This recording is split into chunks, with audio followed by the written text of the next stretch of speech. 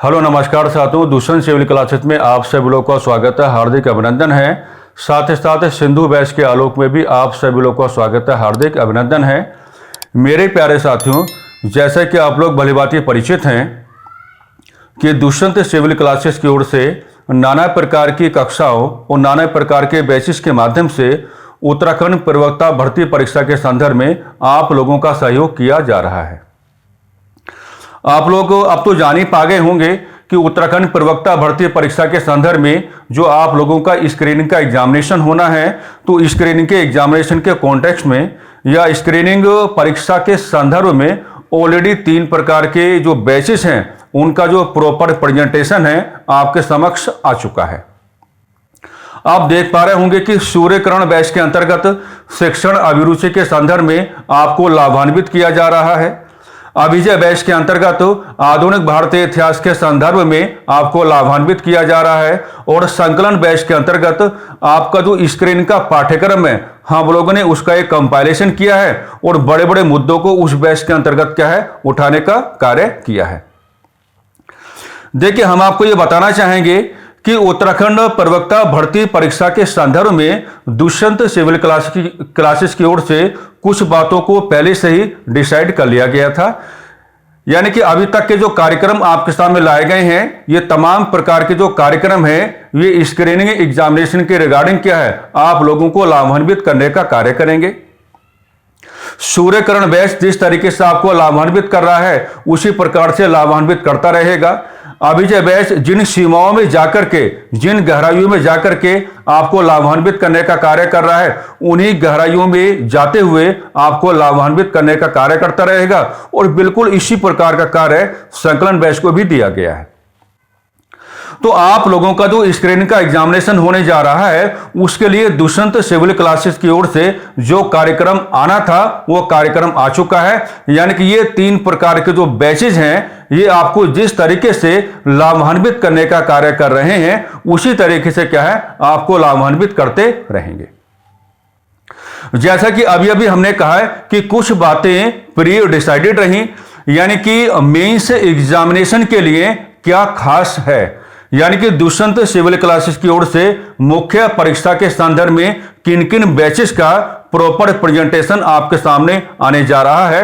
तो पहले तो हम आपको ये बताना चाहेंगे कि 3 प्रकार के विषय शामिल किए गए हैं उत्तराखंड प्रवक्ता भर्ती परीक्षा के संदर्भ में। जो आप लोगों का मेंस का एग्जामिनेशन है, जहां पर आपको अपने एक सब्जेक्ट को गहराई में जाकर के कैलकुलेट करना पड़ेगा, उन्हीं के बारे में 3 प्रकार के विषयों का चुनाव दुष्यंत सिविल क्लासेस की ओर से किया गया है। और ये जो आपके 3 प्रकार के विषय हैं इनका मतलब आप कैसे लेके चलेंगे कि देखिए, एक बैच तो आपको नागरिक शास्त्र के संदर्भ में प्रदान कराया जाएगा, यानी कि जिसको आप इंग्लिश में सिविक्स कहने का कार्य करते हैं। तो नागरिक शास्त्र जो आपका मेंस एग्जामिनेशन में आपके सामने आना ही है, तो नागरिक शास्त्र के संदर्भ में कक्षाओं का प्रस्तुतिकरण आपके सामने होना है और इतिहास के संदर्भ में भी कक्षाओं का प्रस्तुतिकरण आपके समक्ष होना है और समाज शास्त्र के संदर्भ में भी कक्षाओं का प्रस्तुतिकरण आपके समक्ष होना है।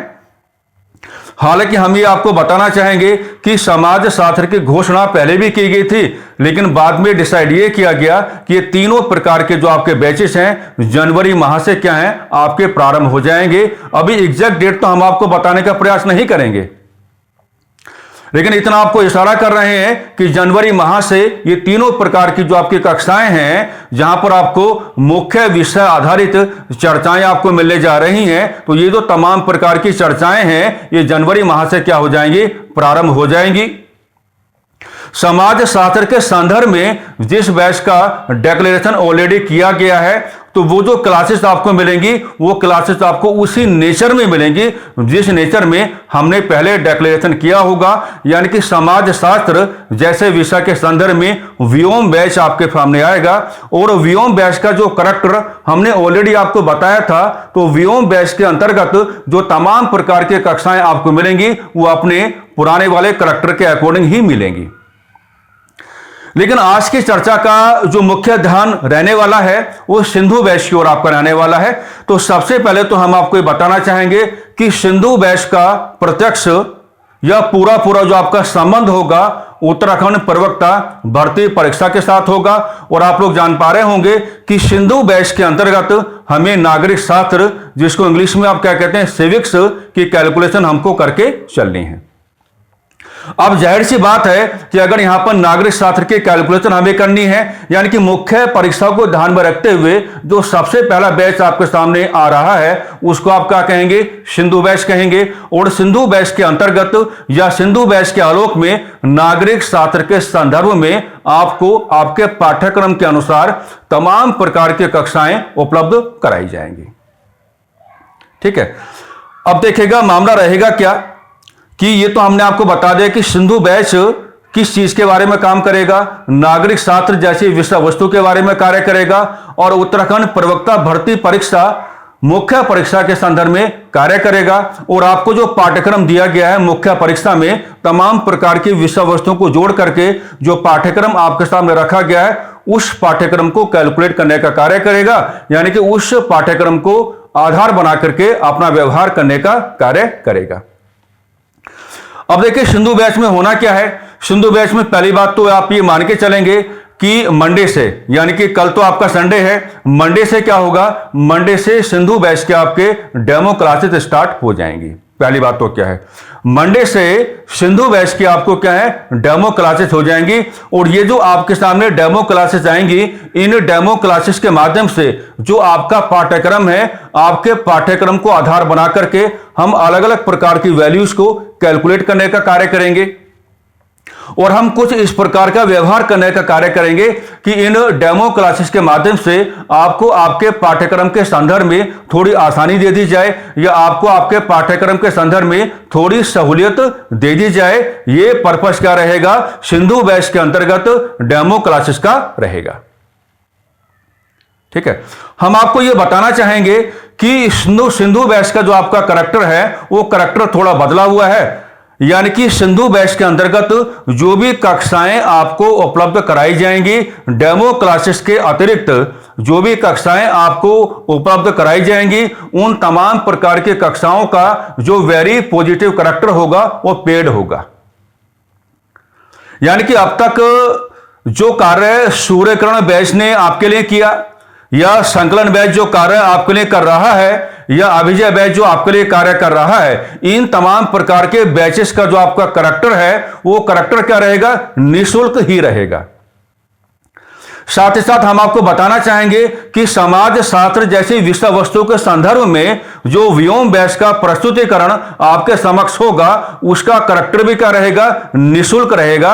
लेकिन ये जो आपका सिंधु बैच आपके सामने आ रहा है, सिंधु बैच का जो आपका करैक्टर है वो निःशुल्क नहीं है, यानी कि डेमो क्लासेस के अलावा जो भी तमाम प्रकार की क्लासेस आपके पाठ्यक्रम के अनुसार आप लोगों के बीच रखी जाएंगी उनका करैक्टर क्या होगा, पेड होगा।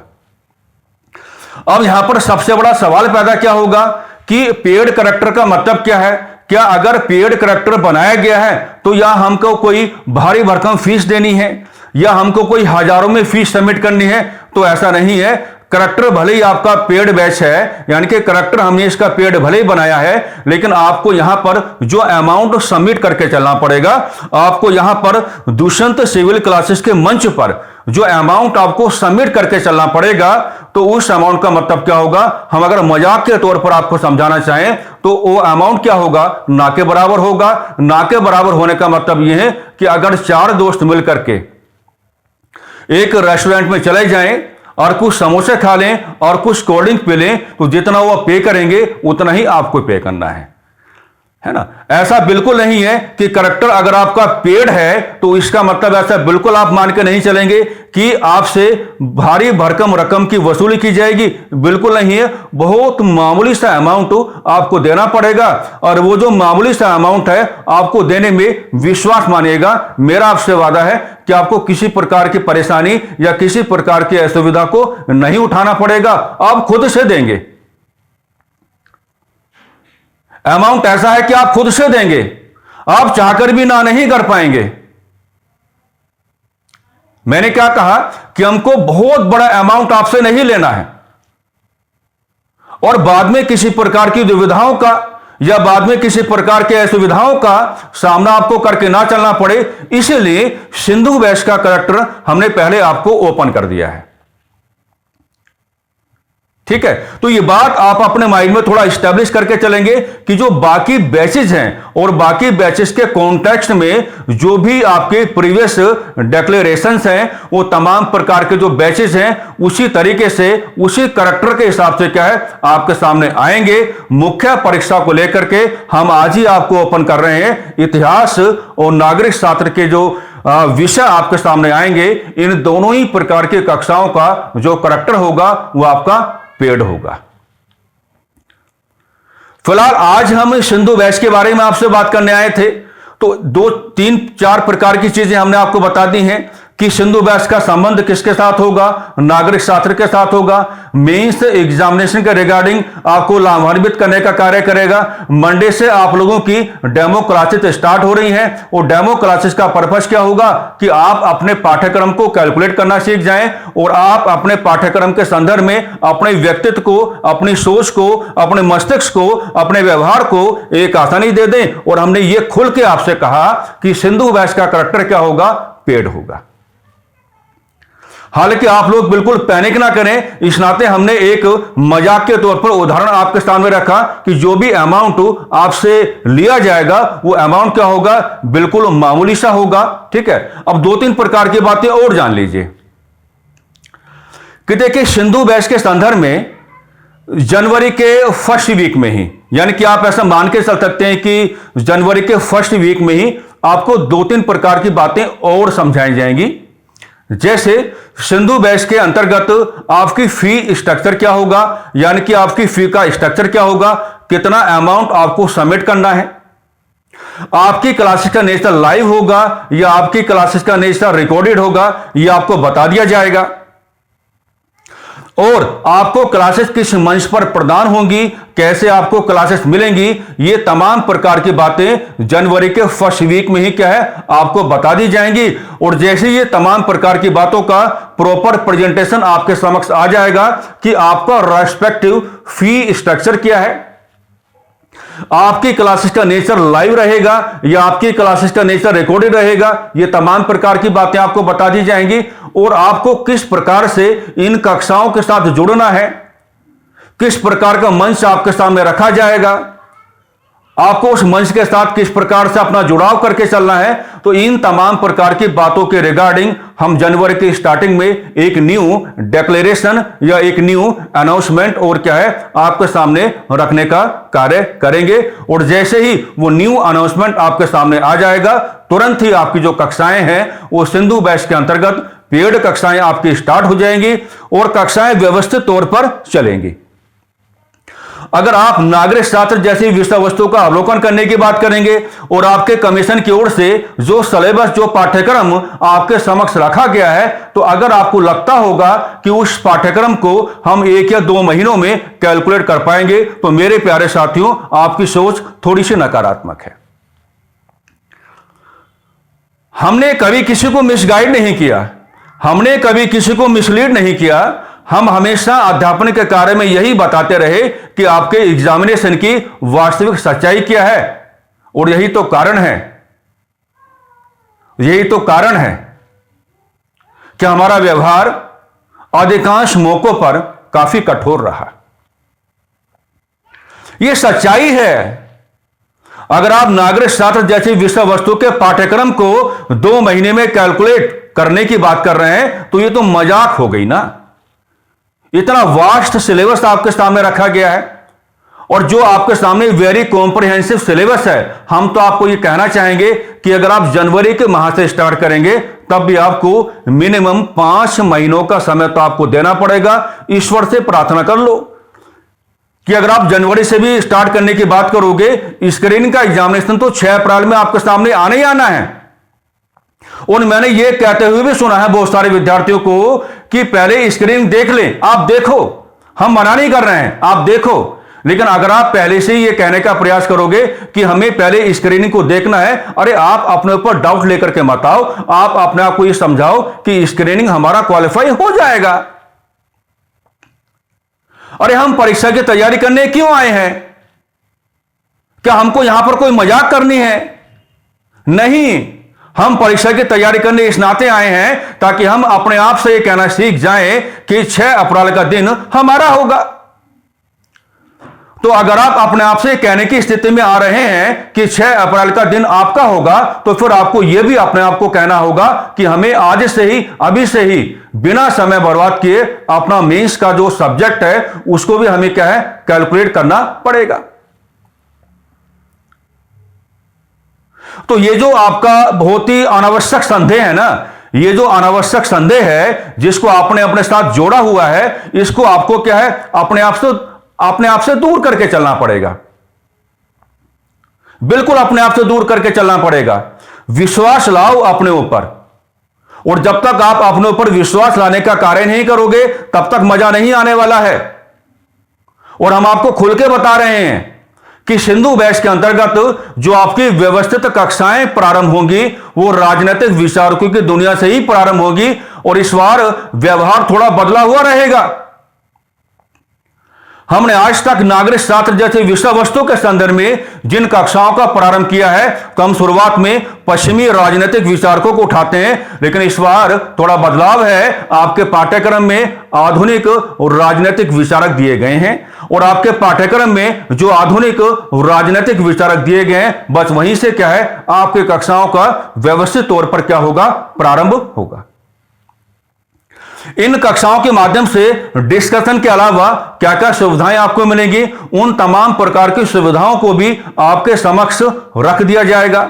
यानी कि कक्षाओं की चर्चाओं के अलावा कितने पेपर आपको मिलने हैं, कितने टेस्ट सीरीज आपको मिलनी है, इन तमाम प्रकार का जो बातें हैं, इन तमाम प्रकार की बातों में very strong and very deep and very positive जो आपके डिक्लेरेशन है वो धीरे धीरे क्या है, आपके सामने रख दिए जाएंगे।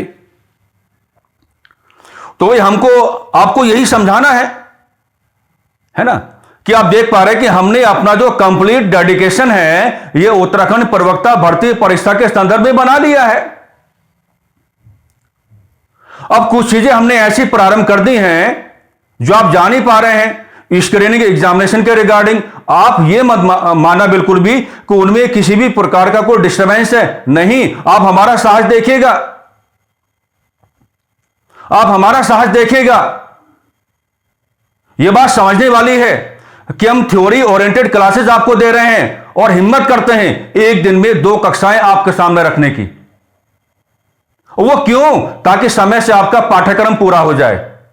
हमने कभी यह नहीं देखा आज तक हमारी कौन सी क्लास पे कितना व्यूज जा रहा है, हमें इस बात से कोई मतलब नहीं है।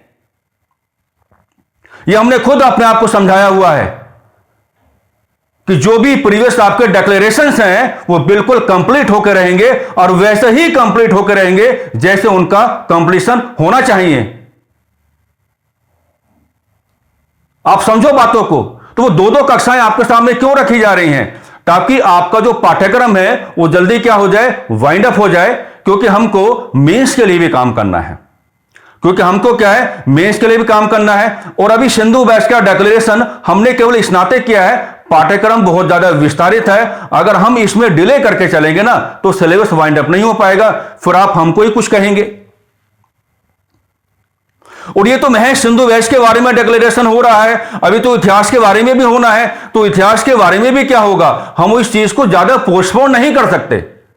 हमको उसको क्या है, टाइम रहते ही क्या है, स्टार्ट करना पड़ेगा। तो जो बातें हमने अपने आप को यहां समझा रखी हैं और जिन बातों को यहां स्थापित करते हुए हम आपके लिए ये जो तमाम प्रकार के कार्यक्रम ला रहे हैं, आपको इन तमाम प्रकार के कार्यक्रमों का वेलकम करके चलना चाहिए। और बिल्कुल कोई भी अपने आप को अननेसेसरी वे में कुछ अलग से समझाने का प्रयास नहीं करेगा। कई बार ऐसा हो जाता है कि पुराने बैचेज में कोई डिस्टर्बेंस आएगा या नहीं आएगा। हम आपको खोल के बता रहे हैं कि आपके जो पुराने बैचेज हैं जिस तरीके से आपके सामने आ रहे हैं उसी प्रकार से आपके सामने आते रहेंगे। अब समय आ चुका है थोड़ा आगे बढ़ने का, अब समय आ चुका है थोड़ा अपने व्यवहार को विस्तारित रूप देने का। अब समय आ चुका है आपको कुछ आगे लेकर के जाने का, कुछ आगे बढ़ाने का। और जाते जाते एक बात और आपको बोल के जा रहे हैं, जनवरी के माह में नए साल के मौके पर हमारे पास आपके लिए एक डिक्लेरेशन नहीं है, बल्कि कई सारे डिक्लेरेशन हैं। हम शांत केवल इस नाते बैठे हुए हैं क्योंकि हमें अपने लिए और आपके लिए कुछ एडिशनल रिसोर्सेज जुटाने हैं। धीरे धीरे हमने वो काम पूरा कर लिया है और जनवरी के माह में जो नई प्रकार की सुविधाएं आपको दी जाएंगी, वो सुविधाएं आपको क्या लगेंगी? बहुत ज्यादा अच्छी लगेंगी। उन पर हमने पूरा काम कर लिया है।